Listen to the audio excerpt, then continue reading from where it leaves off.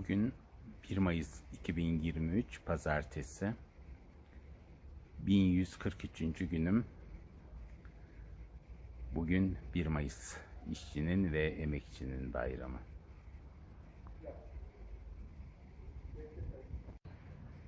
...1965 yılında ilkokula öğrenci olarak başladığımdan bu yana önce öğrenciydim. 1981'de üniversiteden mezun oldum. Ve hep çalıştım o zamandan bu yana ve sonra da emekli oldum. Hep emekçi, şimdi de emekli.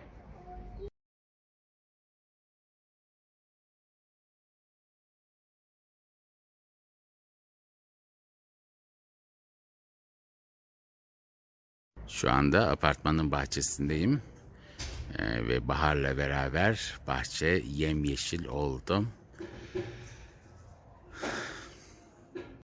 Bugün 2 Mayıs 2023 Salı, 1144. günüm. Burası Anıtkabir'in yanındaki yürüyüş yolu. Şu anda Gençlik Caddesi, oradan doğru da Tandoğan'a gidiyorum.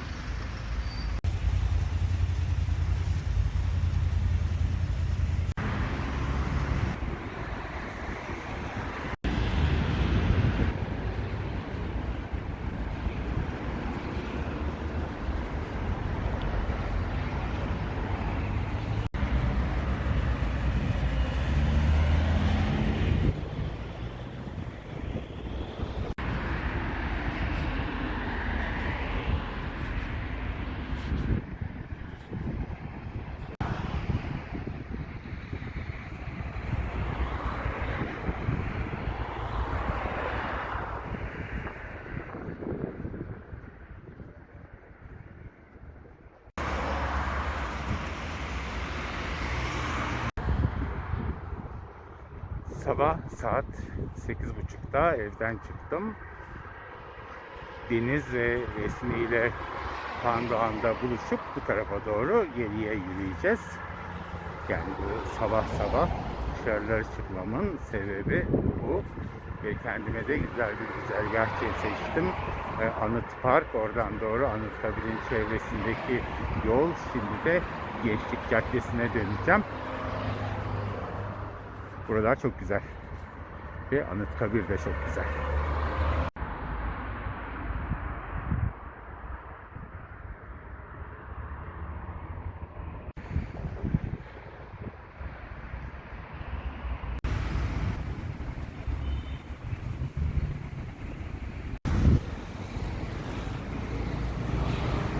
Burası Gençlik Caddesi.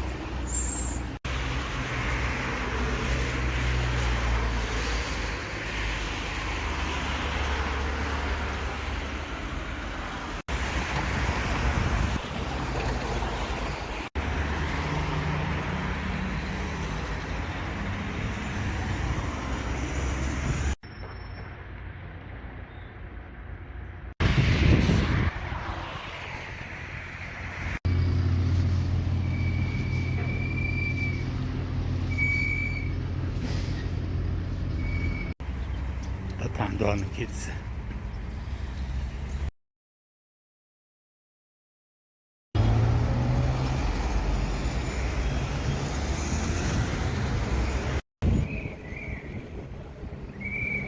Ne kadar burası Anadolu Meydanı yazsa da adı değişmez. Burası Tandoğan Meydanı. Burası Beşevler. Eve doğru geriye yürüyoruz.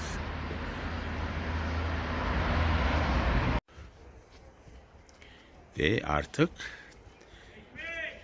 eve doğru geldim. Birkaç apartman sonra bizim ev. Bugün 3 Mayıs 2023 Çarşamba. 1145. günüm. Ankara'da pırıl pırıl bir hava var. Tam bir yaz havası. Hatta sıcaklık 22 dereceymiş. Şimdi Anıt Park'a doğru yürüyorum. Aysel ile Seval erken çıktılar. Ben uyuyakalmışım. Şimdi onlara takılacağım.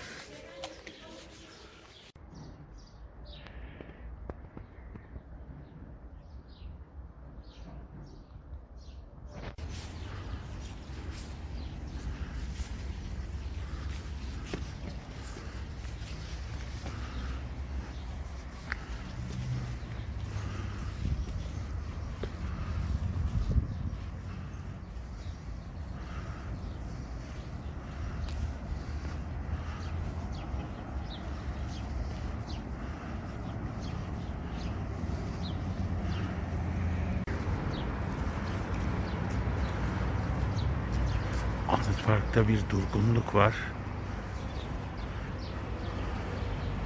Çok az insan var ve de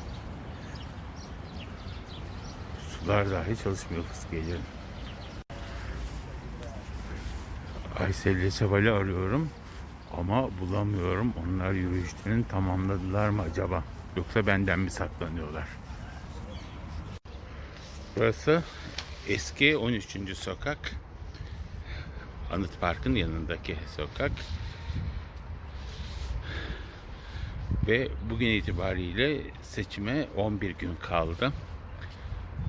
Ülkemizin tarihindeki en önemli seçim belki de. Umarım her şey çok güzel olacak. Bugün 4 Mayıs 2023 Perşembe. 1146. günüm. Şu anda Anıt Park'tayız ve Seval güvercinlere yiyecek bir şeyler getirdi. Şu anda çok azlar ama az sonra orası tıklım tıklım güvercin dolacak. Ve Anıtkabir'in içine girdik.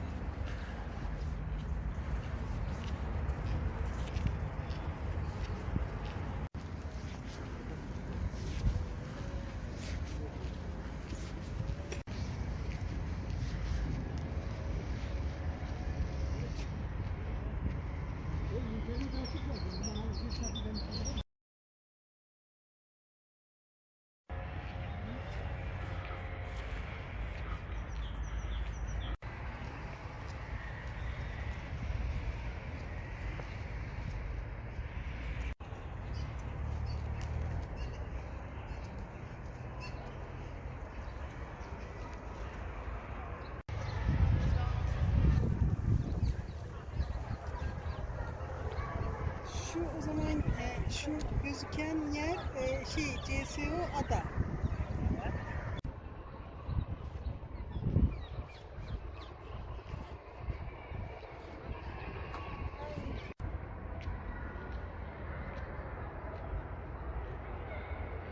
Şuralar falan değil mi da?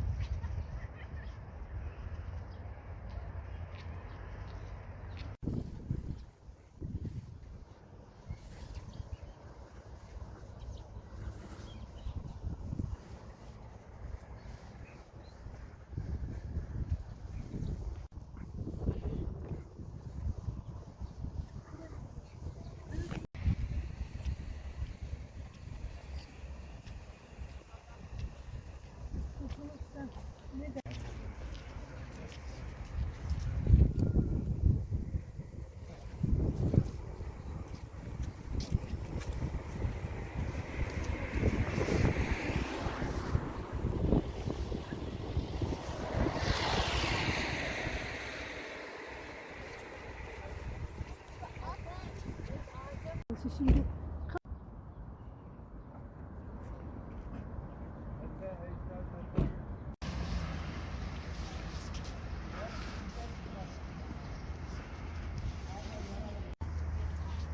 baksana şunların güzelliğine.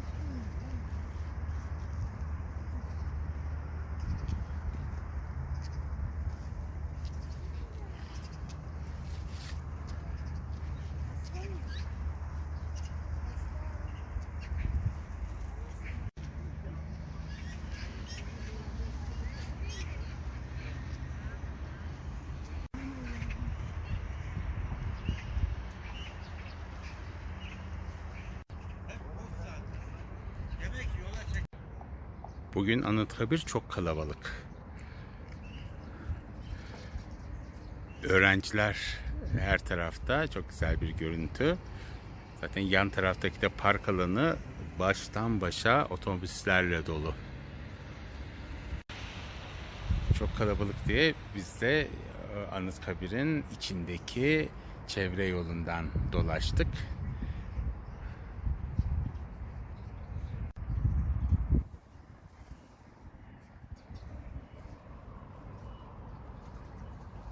Anıtkabir ülkemizin en güzel yerlerinden biri. Ve güzel de bakılıyor. Her taraf çiçekli ağaçlar. Çok bakımlı, düzenli, temiz. Kim bunu böyle yapıyorsa çok teşekkürler.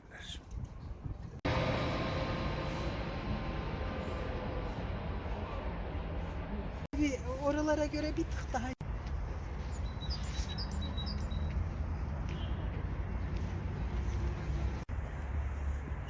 Köprüsü bile var. Burada ne iş?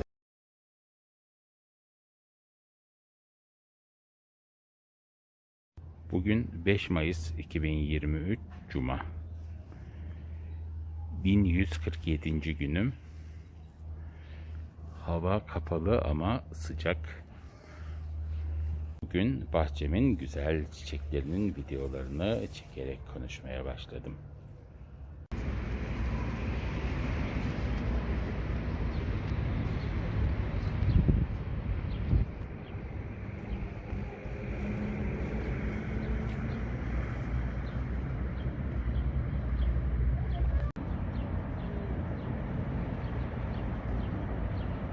Anıt Park'ın ortasında bir güvercin topluluğu var. Birçok kişi buraya yiyecek getirdiği için hem besleniyorlar ve de hemen yakında su olduğu için su ihtiyaçlarını da karşılıyorlar. O nedenle burada büyük bir koloni oluşturmuşlar. Ancak buraya ayrıca kargalar da geliyor. Kargaların sayısı öyle çok değil. Birkaç karga ama yiyecek varsa ancak kargalar izin verirse o yiyecekleri güvercinler yiyebiliyorlar. Ve de bir şey daha var. Kargalar zayıf gördükleri güvercinleri vahşice öldürüyorlar. Ve bu kadar çok güvercin olmasına karşın bir araya gelip müdahale etmedikleri için bu işten zarar görenler oluyor. Demek ki birlikte savaşacaksın. Doğanın yasası bu. Toplumun da yasası bu. Keyfe bak. Bugün 6 Mayıs 2023 Cumartesi. 1148. günüm.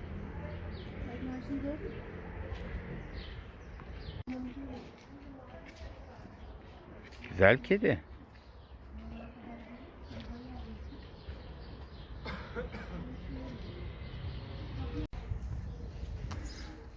Dün Dünya Sağlık Örgütü Covid ile ilgili acil durum kararını kaldırdığını açıkladı. Ancak orada bile tartışmalar olduğu görünüyor.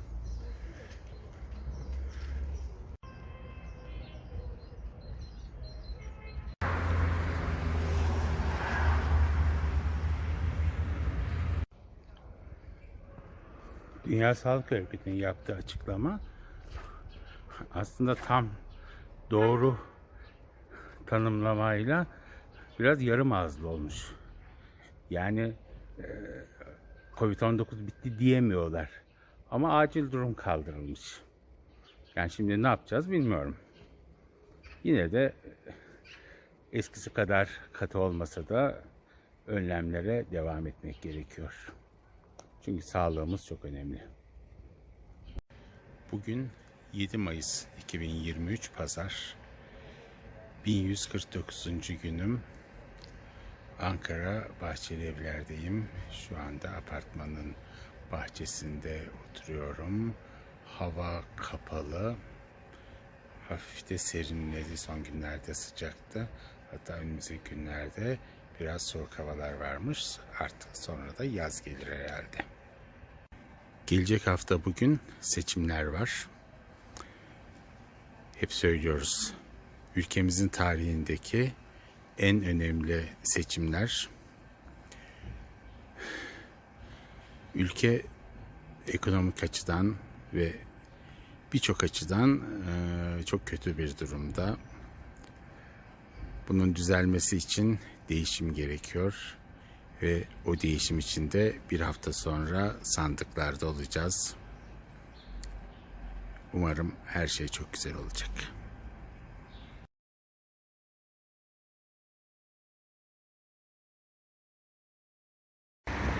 Bugün 8 Mayıs 2023 Pazartesi, 1150. günüm. Şu anda Ankara Bahçelievler Eser Park'ta yürüyoruz.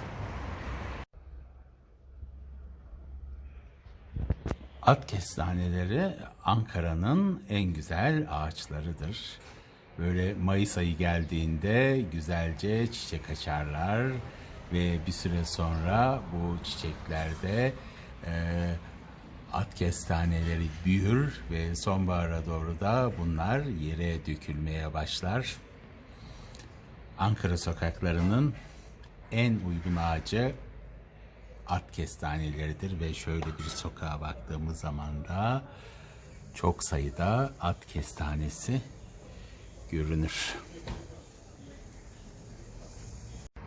Bugün 9 Mayıs 2023 Salı, 1151. günüm.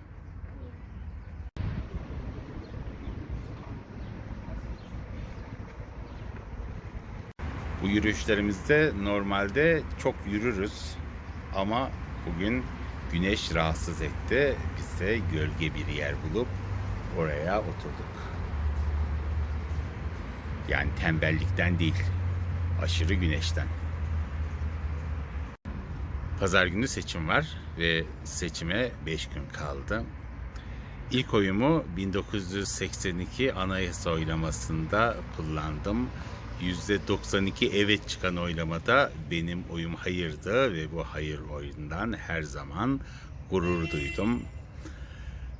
Daha sonraki yıllarda da her seçimde oyumu kullandım. Birçok seçimde, hatta birçok seçimde hep kaybettik. Ama olsun, hiçbir zaman umudu yitirmedik. Bugün 10 Mayıs 2023 Çarşamba, 1152. günüm. Bugün yine yürüyüşe çıkacaktık fakat benim alışverişlerim olduğu için ben çıkamadım, henüz gelmedi Migros'tan alışverişim, onu bekliyorum. Şimdi Aysel de o yüzden bugün kendisi yürüyecek. Hoş geldin. Güle güle git. Hı-hı. Hadi bakalım. Birilerinin yürümesi lazım. Bugün 10 Mayıs 2023 Çarşamba, 1152. günüm. Yürüyorum sokaklarda. Bugün yalnızım. Kimse bana eşlik etmedi. Bugün dışarıya çıkamayınca Aysel'e dedim, yolda yürürken dedim, bugün dedim benim videomu hazırla dedim. O da kayıt yapmış. Bugün vergilerimi ödedim. Çankaya Belediyesi'ne girdim. Emlak vergisini ödedim. Kolay aslında internet üzerinden ödeme yaptım. Ancak çok daha kolay olabilir. Yani aynı bir su faturası gibi yılda bir kez ya da iki kez o vergi bize otomatik ödememize gelir, ödenebilir. Yani bunlar kolay işler. İnşallah bir gün yaparlar. Bugün 11 Mayıs 2023 Perşembe, 1153. günüm ve bir başka sayı daha var bugün için önemli. Seçime 3 gün kaldı ve Muharrem İnce Cumhurbaşkanlığı adaylığından çekilince durum çok farklı oldu. Ve şu anda yürüyüşteyiz. O haberi aldıktan sonra Anıt Park'a geldik. Seval ve Aysel ile yürüyoruz.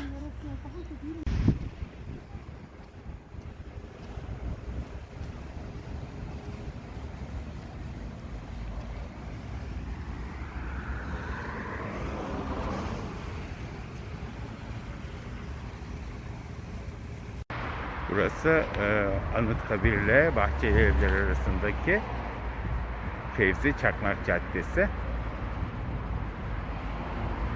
Baktık kaldırımlar boş. Yürüyüş için burayı seçtik.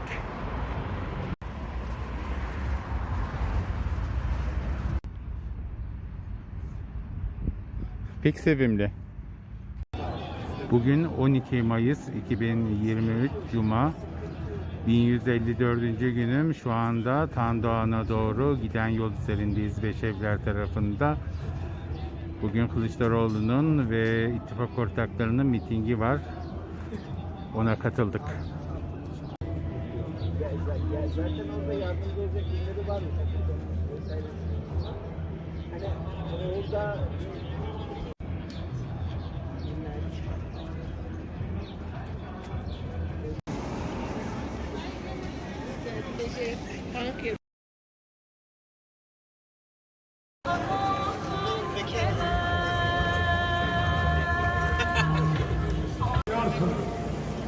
Yardımları getirecekler, üstleri çıkaracaklar.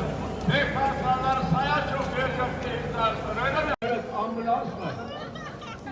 Evet, oraya da ambulans arkadaşlar. Keçören yılmadan orada çekilen eziyeti biliyorsunuz. Maalesef Ankara'nın ve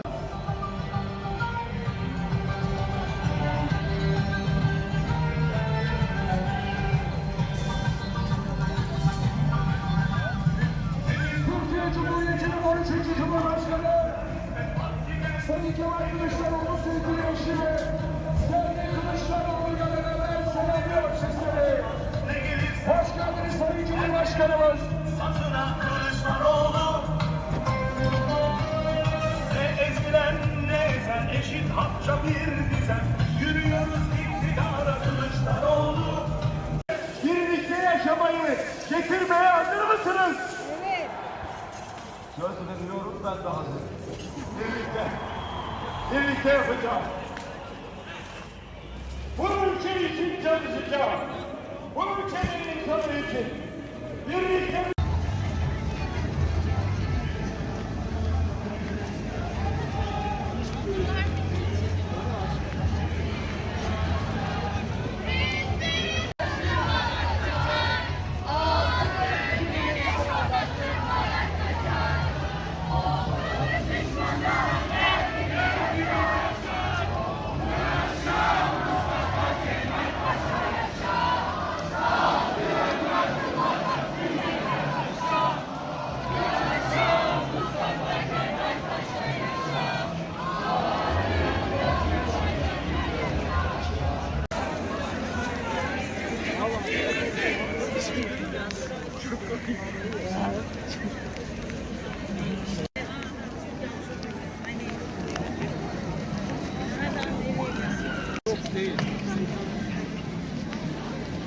Ben annenle buluş.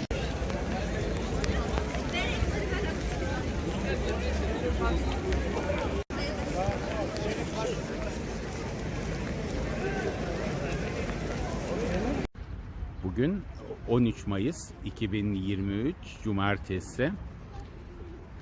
1155. günüm.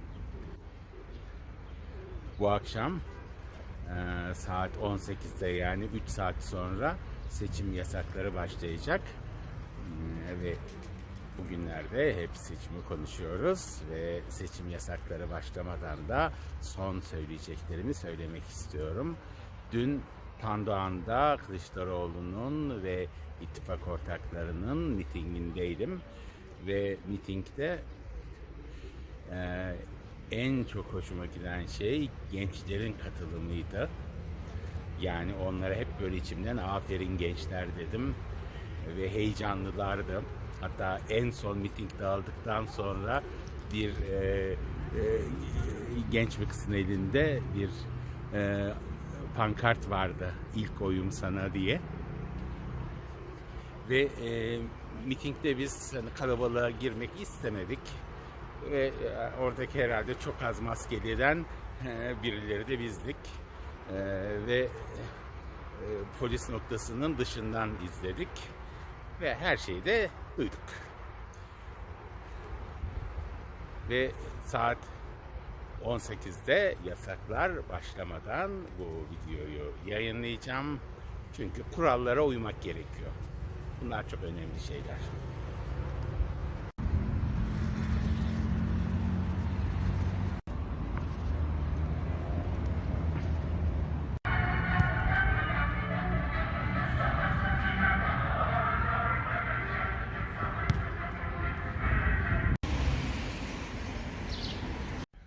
Bugün 14 Mayıs 2023 Pazar. 1156. günüm ve bugün seçim günü. Şimdi oyumu kullanmaya gidiyorum. Seçmen kağıdımı aldım. Maskemi aldım. Kimliğimi de elime alıp salonumu bulacağım ve orada oyumu kullanacağım. Oyumu kullanırken çok dikkat edeceğim. Çünkü benim oyum çok değerli. Asla başına bir şey gelmesini istemem. Ve akşam sayım başladığında sandığın başında olup sayımı izleyeceğim.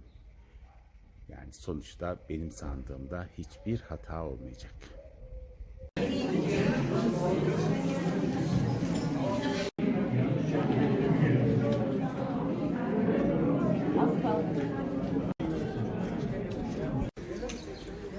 Oyumu kullandım ve deneme lisesinin bahçesindeyim. Hayırlı olsun.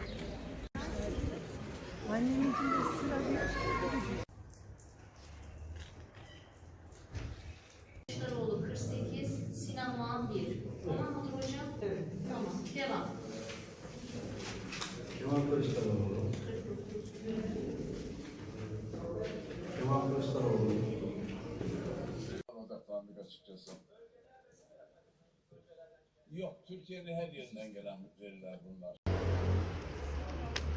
Bugün 15 Mayıs 2023 Pazartesi.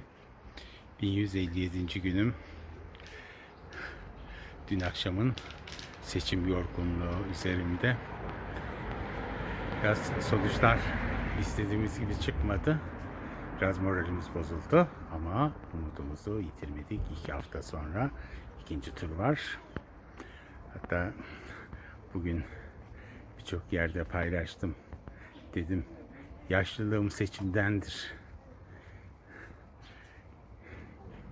Yıllar bile seçimin beni yaşlandırdığı kadar yaşlandırmadı diye. Hep çoğunlukla seçimler hüsran olduğu için yaşam bu, gerçek de bu. Ama hiçbir zaman ülkemizin güzel geleceği için umudumu yitirmeden yeni seçimler ediyorum. 2 hafta sonra ilk adım.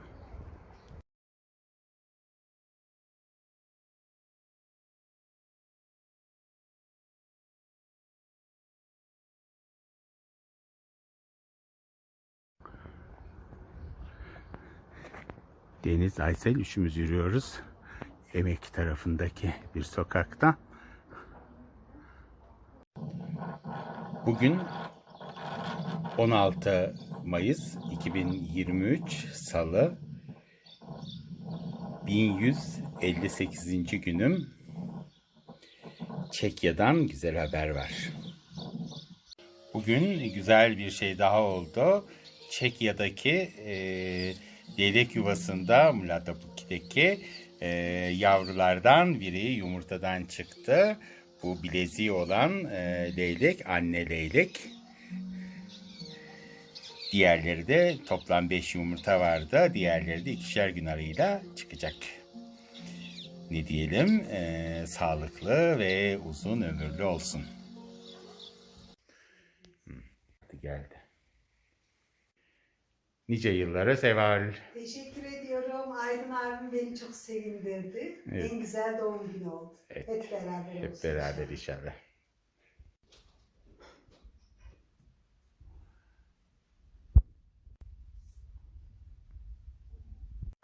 Evet, Aysel de geliyor. Ağaçların arasından doğru göründü. Ben de şu anda canlı yayın yapıyorum.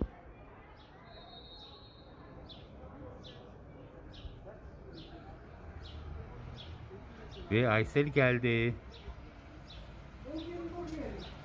O gün bugün diyor Seval. Hadi bay bay. Uzun bir yolculuktan sonra, yani sokaklarda, evlerde eve geldim. Şimdi bahçedeki banka oturdum. Yorulmuşum. Pandemi günlerini saymaya başladığımdan bu yana, yani 1158 gündür hiç ev ziyaretleri yapmıyordum. Bugün Seval'in doğum günüydü. 3 yıldır doğum gününü dışarıdan doğru kutlamıştık. Bugün kısa bir ziyaret yaptım. Maskeliydi ziyaretim ama bugün önemli bir değişiklik oldu. Sonra Aysel de geldi. Onda da kısa bir süre oturduk. Sonra gittik.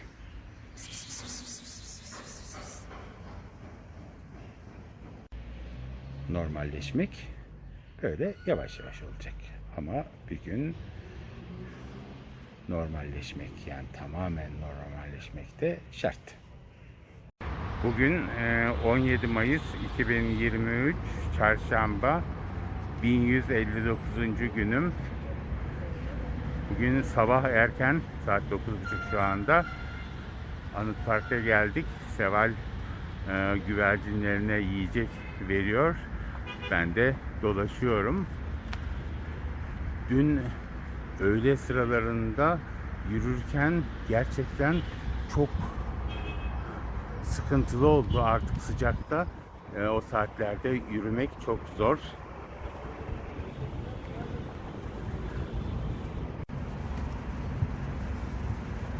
Anıt Park'ta temizlik var. Çankaya Belediyesi buraları temizliyor.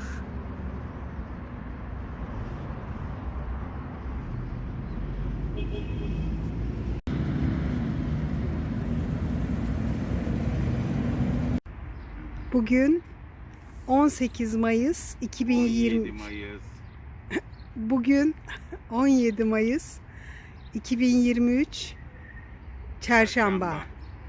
1159. günümüz. Aydın abim benim telefonumu bozmakla meşgul. Ben de bunu kayıt altına alıyorum. Telefonlar duruyor. Beni aramışsın en son. Bugün Anıt Park'a geldik. Güvercinlerimizin yiyeceklerini erken bir saatte verdik. Emekçilerimiz havuzu temizliyorlar. Hava çok güzel.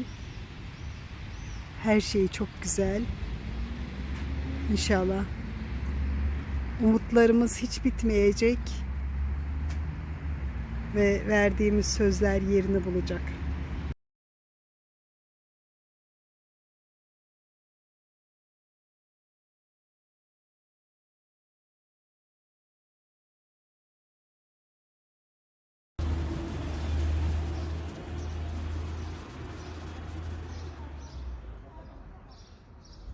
Bugün sabahleyin yürüyüş yapmıştık. Demek yorulmuşuz. Öğleden sonra yürüyüşünü böyle çardağın altında çok kısa bir zaman sonra sonlandırdık.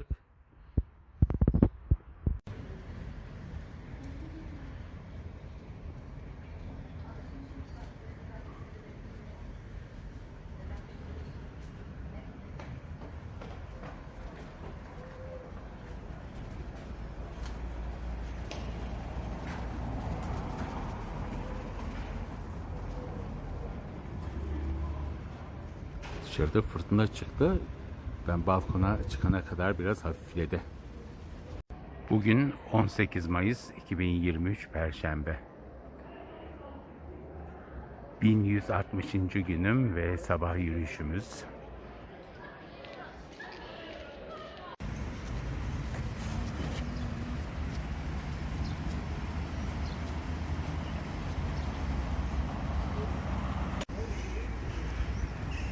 Anıt Park'ta hazırlıklar var. Yarın 19 Mayıs. 19 Mayıs için burada Ceza'nın konseri varmış. O nedenle platform kuruluyor. Dün havuzlarda temizlik vardı. O nedenle sular akmıyordu ve güvercinler gayet sıkıntılı durumdaydı. Çünkü içecek su bulamamışlardı.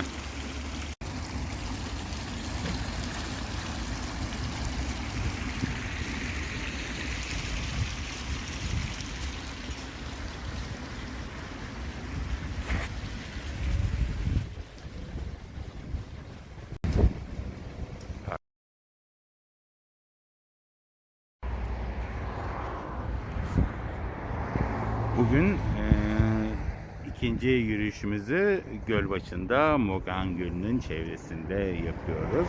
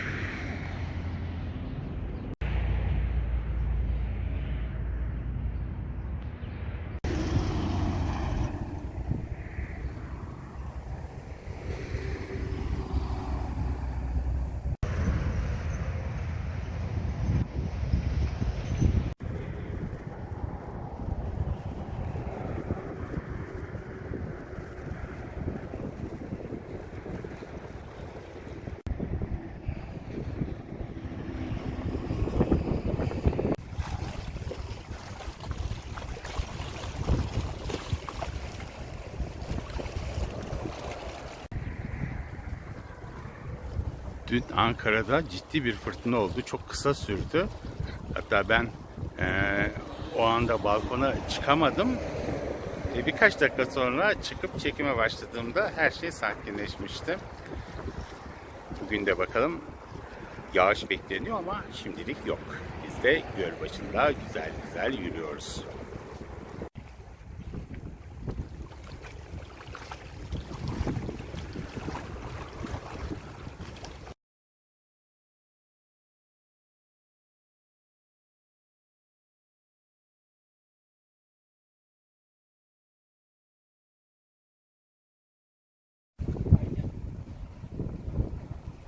Sivrisinek karga diyor, usak sağ. Küçük karga, güleç karga.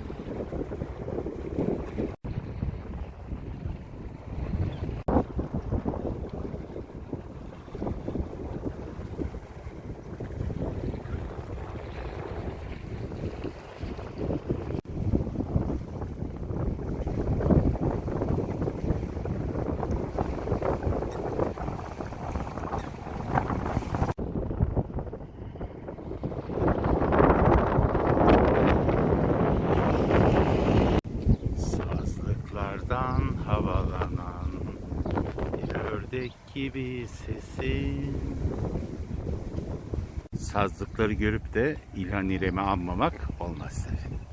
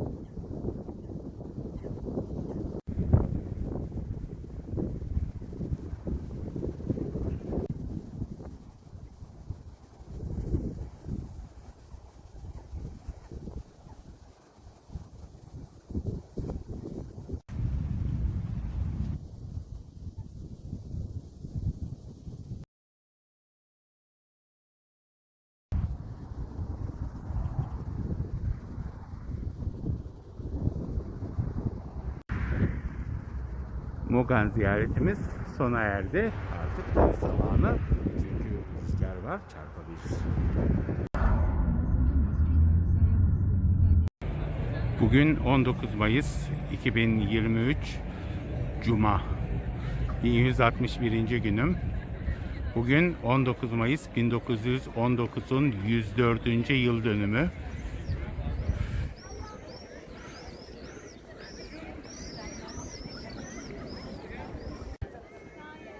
19 Mayıs Gençlik ve Spor Bayramı'nı Anıtkabir'de anmak istedik. Onun için akşam saatlerinde Anıtkabir'e geldik. Normal koşullarda Anıtkabir akşamları kapalıdır. Ancak bugün bayram nedeniyle akşamları da açık. Epey zamandır akşam saatinde Anıtkabir'i ziyaret etmemiştim.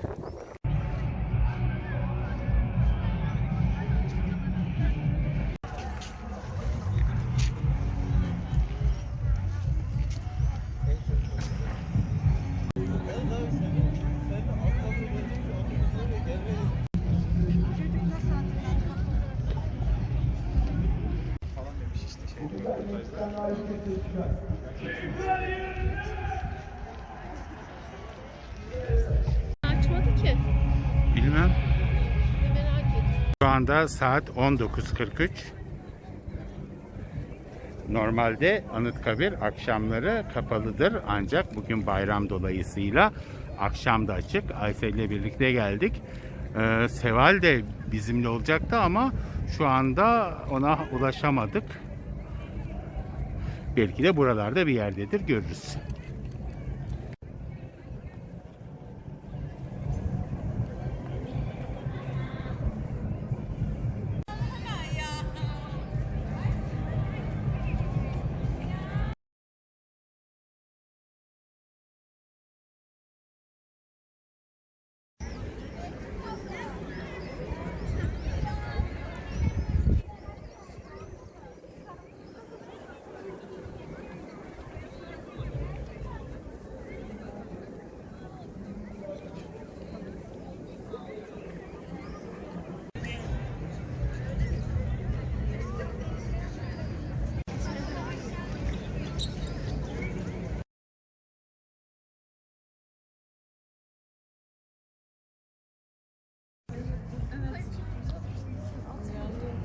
diyebilirim.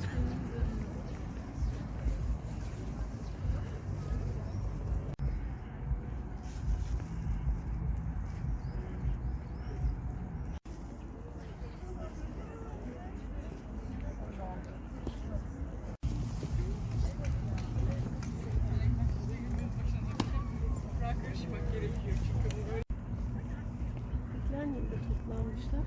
Tören var galiba.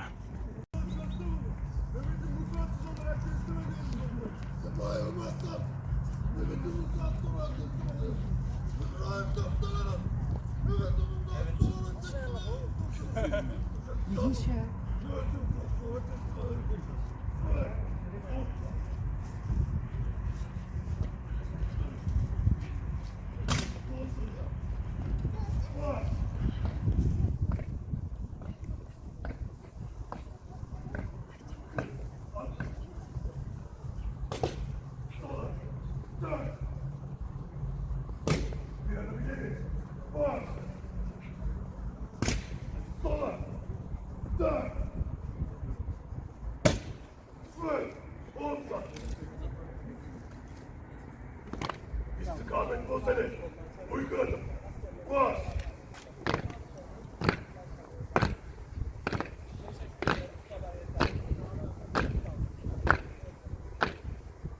Devam ediyor. Bulunduğumuz yerde kalıyoruz. Daim ziyaretler. Bas.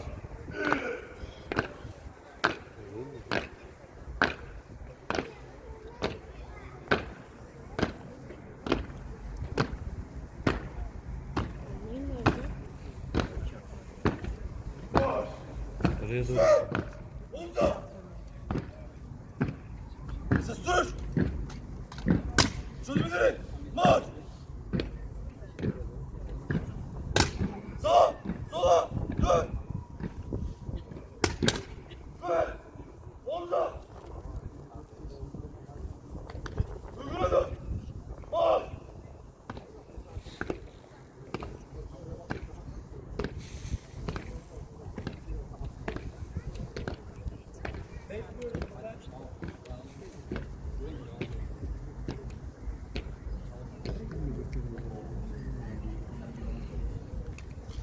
Ziyaretinize kaldığınız yerden devam edebilirsiniz.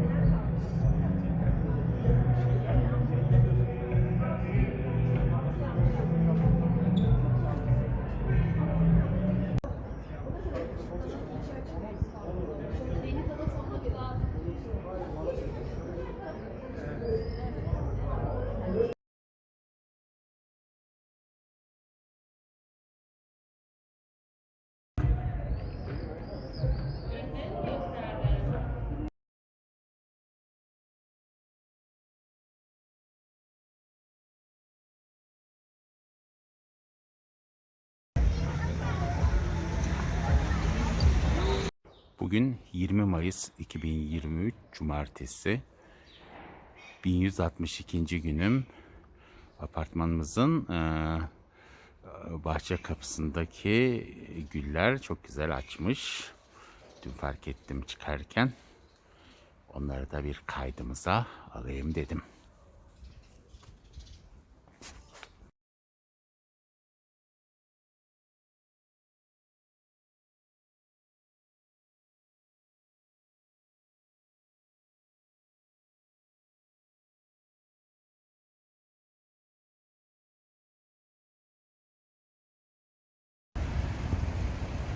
Güvercinli Park'ın kavalcısı. Güvercinler geldi. Seval de onlara yiyecek veriyor. Biz de turluyoruz.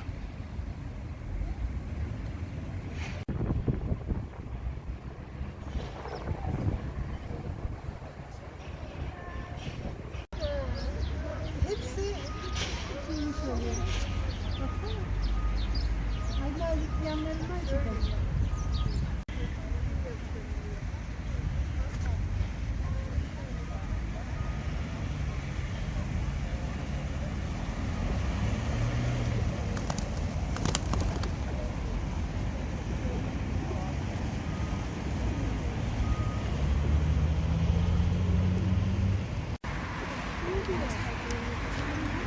Bugün 43 bisiklet geçmiş. Bu gerçekten doğru sayıyor.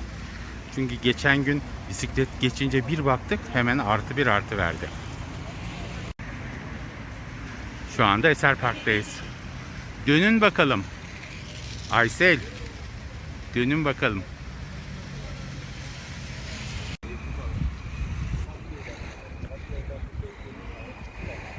Bugün 21 Mayıs 2023 Pazar. 1163. günüm. Bugün Seval güvercinlerini yiyeceği Eser Park'a getirdi. Çünkü Anıt Park'ta bir aktivite olduğu için polis noktası oluşturulmuş, çevresi kapatılmıştı. Biz de yürüyüşümüzü Eser Park üzerinden yaptık. Afiyet olsun güvercinler. Daha doğrusu afiyet olsun güver 3 harfliler. Anıt Park'ta, Eser Park'ta, hatta 7. caddenin kaldırım kenarlarında, sokaklarda, bahçe duvarları üzerinde oturan o kadar çok genç var ki. Neden oralarda oturuyorlar? Gerçi kafeler de tıklım tıklım ama artık sık sık kafeye gitmek lüks değil, büyük bir lüks. Ekonomi çok kötü. Gençlerin oralara gitme şansı çok az. Gidenler gidebiliyor, gidemeyenler de parklarda aslında çok daha güzel bir şekilde oturuyorlar. Yani o kafelerin kapalı ortamında oturacağına gel buralarda, parklarda otur, çok daha güzel. Çok iyi yapıyorsunuz gençler.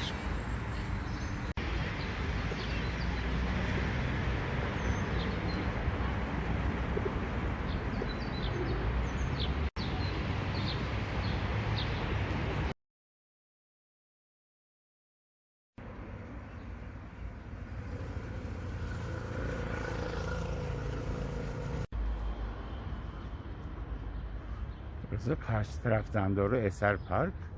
Burası da paten salonu. Belli ki bir tadilat var. Bunlar da paten salonunun önündeki paten heykelleri.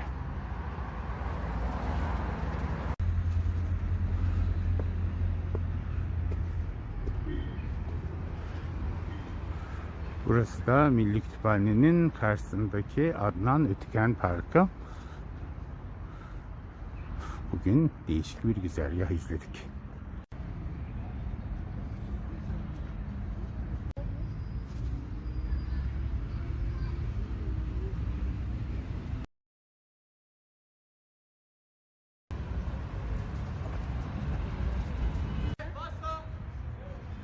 Merhaba güzel kediler.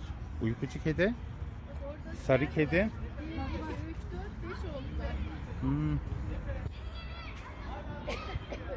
Burası parkın kedi istasyonu.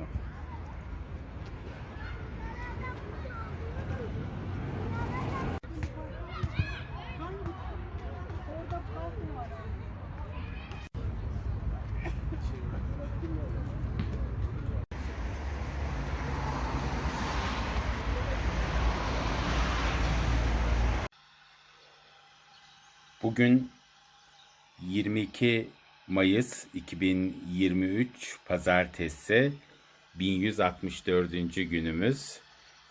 Bu yuva bir leylek yuvası Çekya'da.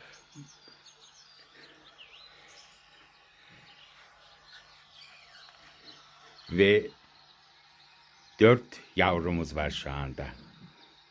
Şu anda yuvada olan anne leylek, baba leylek de onlara yiyecek getirmek için gitmiştir mutlaka. Ve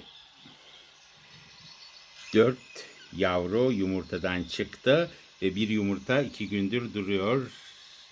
Belki de o yumurtadan yavru çıkmayacaktır. Çünkü çoğunlukla 5 yumurta yumurtluyorlar. Biri boş çıkabiliyor. Orada akşam olmak üzere akşam güneşi vurmuş ve de çok da güzel görünüyor. Bu leylekler büyüyecekler. Anne baba onları besleyecekler ve uçacaklar. Sonra Afrika'ya gidecekler. Gelecek yıl tekrar geriye dönecekler. Doğadaki yaşam böyle sürüyor. Bugün 23 Mayıs 2023 Salı. 1165. günüm. Dünden bu yana evdeydim. Bugün akşam üzeri ilk defa çıkıyorum. Hava yağmurluydu ama şu anda kesilmiş. Ancak yerler ıslak.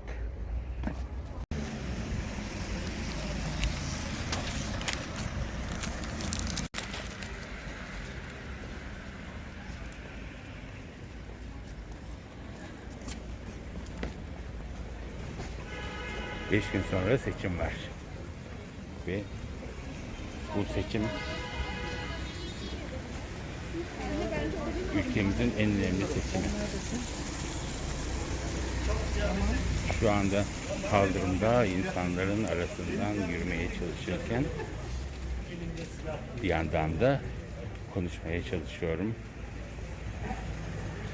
Çok önemli gelişmeler oluyor son günlerde. Kim kimi destekliyor, kim kime karşı, hangi oy nereye gidecek. Ama ben umutluyum. Ben umutluyum. Türkiye değişim isteyecek.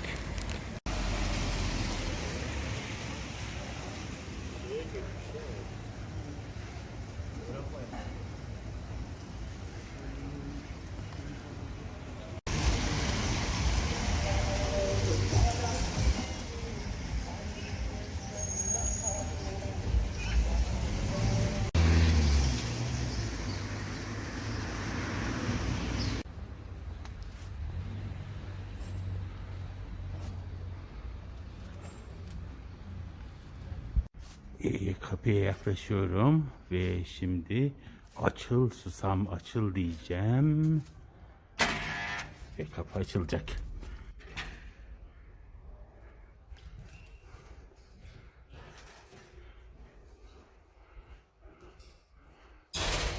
Açıl susam açıl dedim. Açıldı. Bugün 24 Mayıs 2023 Çarşamba. 1166. günüm. Şu anda Ankara'da yağmur yağıyor. Hatta yağmuru önce televizyonda canlı yayında gördüm. Pazar günü yapılacak seçimler için önemli bir dönüm noktası. Şu anda Kılıçdaroğlu ve Özdağ görüşüyor ve onun basın toplantısı için televizyonlar canlı yayında. Orada başladı yağmur ve sonra dışarıya baktım. Hızlıca yağdı ve şu anda azaldı.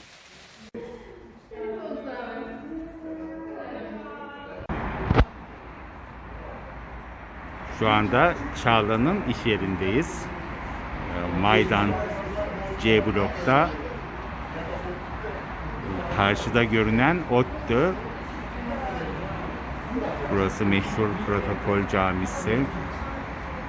Oldukça tanıdık bir yer. İş yerleri de çok sevimli, çok hoşumuza gitti. Hayırlı olsun ve de çok başarılı olsunlar.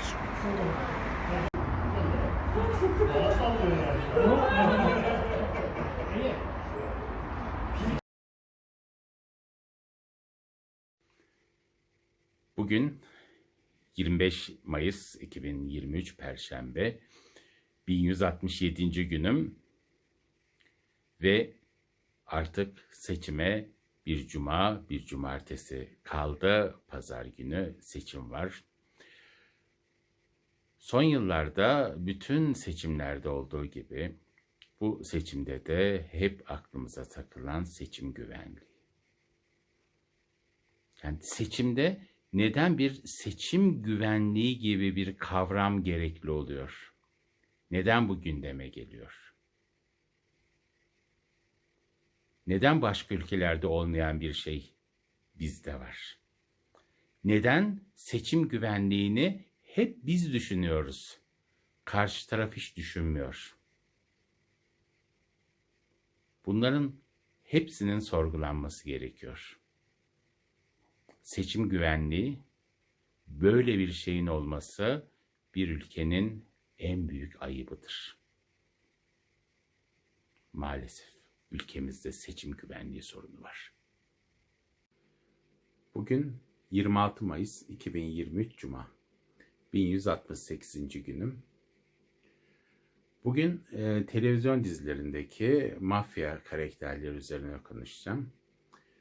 Ben genellikle Fox TV'yi izliyorum. Çünkü yandaş kanallarda tamam, dizilerde belki bir şey olmayabilir ama aralardaki bağlantı yerlerindeki fragmanlar bile beni rahatsız ediyor.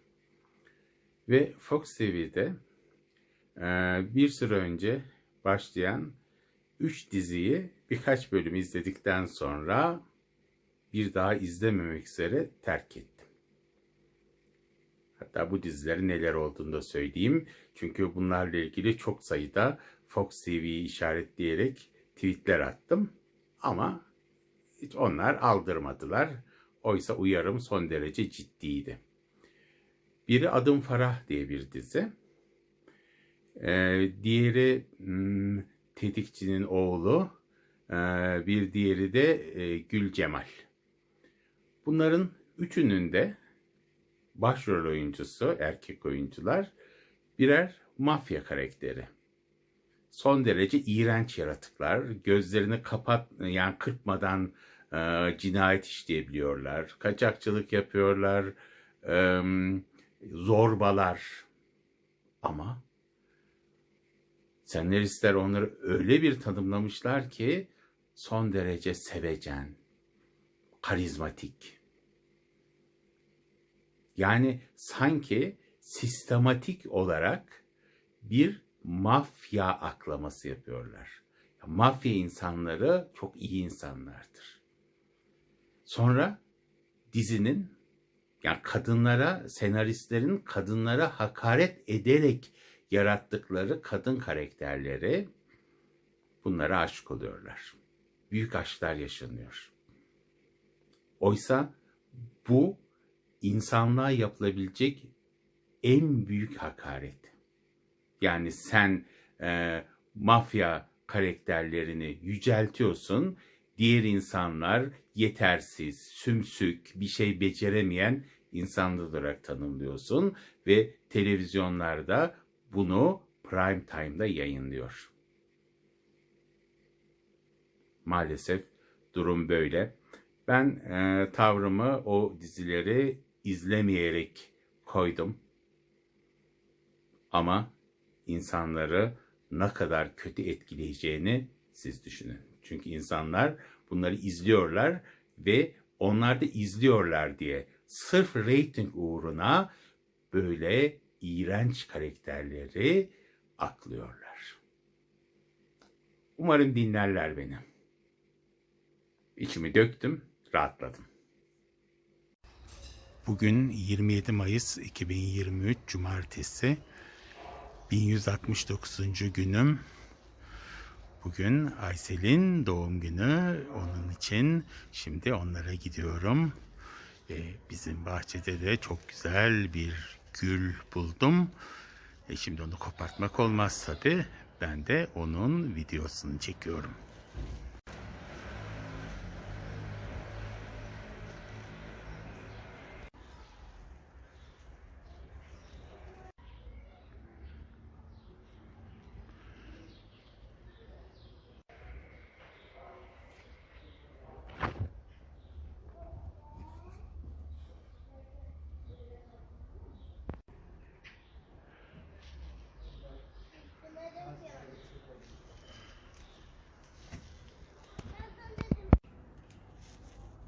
Pis, pis, pis, pis.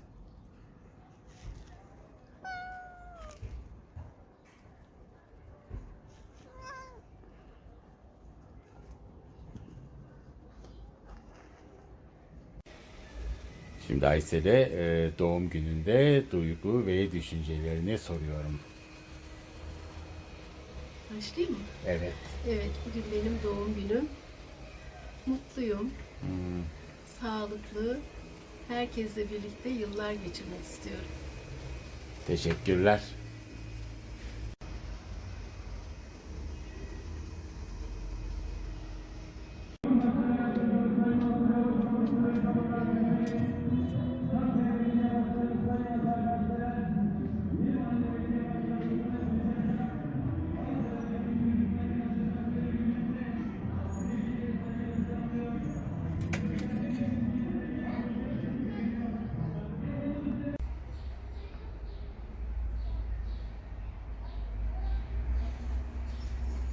Bir anahtarı var, kablo. Yavaş yavaş hazırla.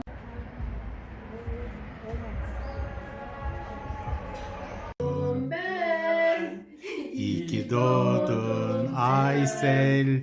İyi ki doğdun, iyi ki doğdun.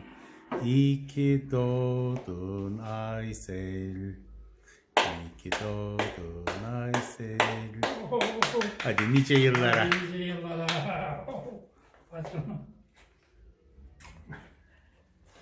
Sen devam et. Hadi bakalım. Kalkmadı. Kalkmadan yani. Hadi bakalım. Nice yıllara. Sağ ol. Evet. Bugün 28 Mayıs 2023 Pazar. 1170. günüm ve bugün büyük gün. Seçim günü ve şu anda saat 8'e 5 var. Zaten mesafemde 3 dakika oy kullanacağım yere oyumu kullanmaya gidiyorum.